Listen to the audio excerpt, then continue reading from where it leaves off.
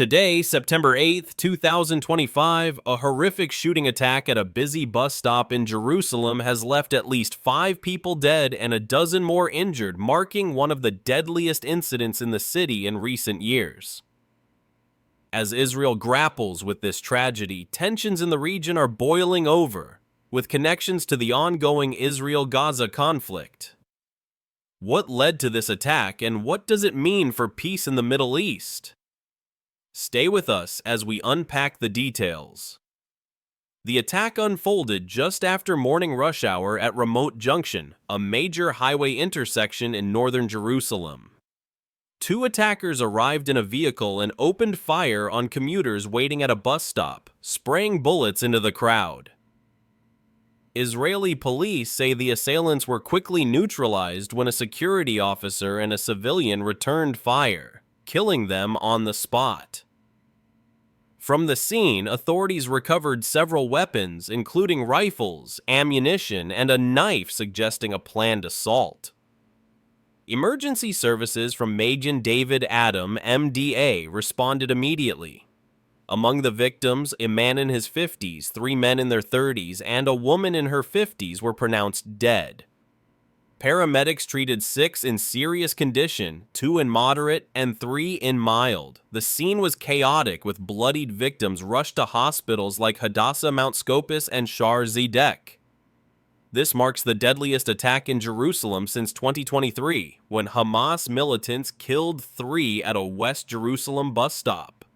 The timing is chilling, coming amid heightened security alerts in the West Bank and Gaza. Israeli officials have labeled it a terrorist attack.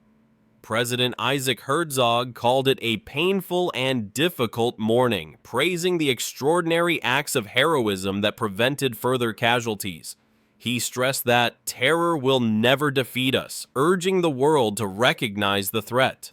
Prime Minister Benjamin Netanyahu, who canceled a court appearance for his corruption trial, visited the site with National Security Minister Itamar Ben-Gvir. Netanyahu held a situational assessment with security chiefs, vowing a strong response in what he called a war against terrorism spanning Gaza, the West Bank, which he refers to as Judea and Samaria, and Jerusalem. Hamas welcomed the attack but didn't claim responsibility, with a spokesperson saying it was a natural response to occupation. Israeli forces encircled areas near Ramallah in the occupied West Bank, bolstering defenses. Security officials had warned Netanyahu of potential escalation in the West Bank due to government policies, including anticipated UN recognition of Palestinian statehood and possible Israeli annexation.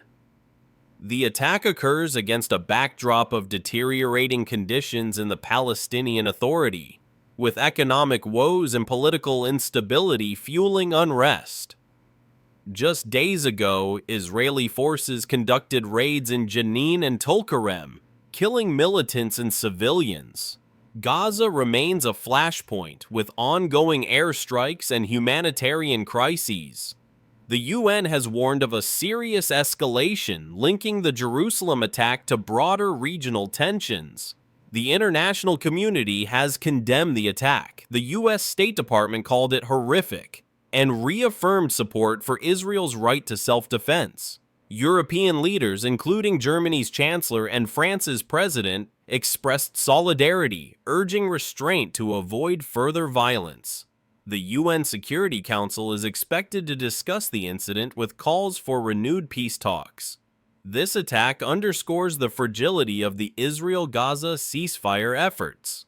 With over 40,000 Palestinian deaths in Gaza since October 2023 and ongoing hostage negotiations, the shooting could derail progress.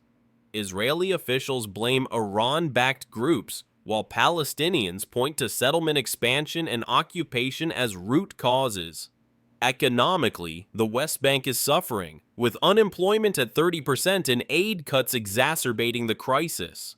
A particularly attention-grabbing fact, the attack happened near a highway used by both Israelis and Palestinians, highlighting how intertwined and volatile daily life is in the region. Historical context adds depth. This is part of a cycle of violence that has claimed thousands of lives with no end in sight. Global watchers are concerned about a potential flare-up, especially with the UN General Assembly approaching.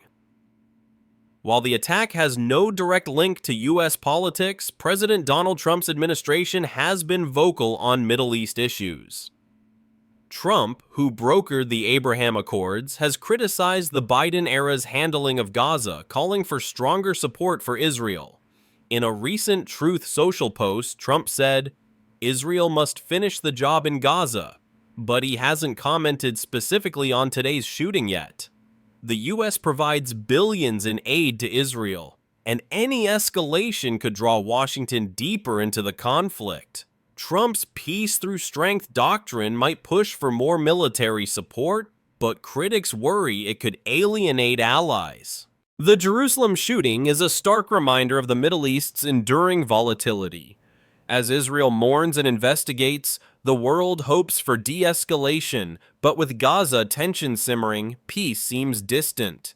Will this attack spark a new wave of violence or catalyze renewed diplomacy? Stay with the Americanish Zone for updates.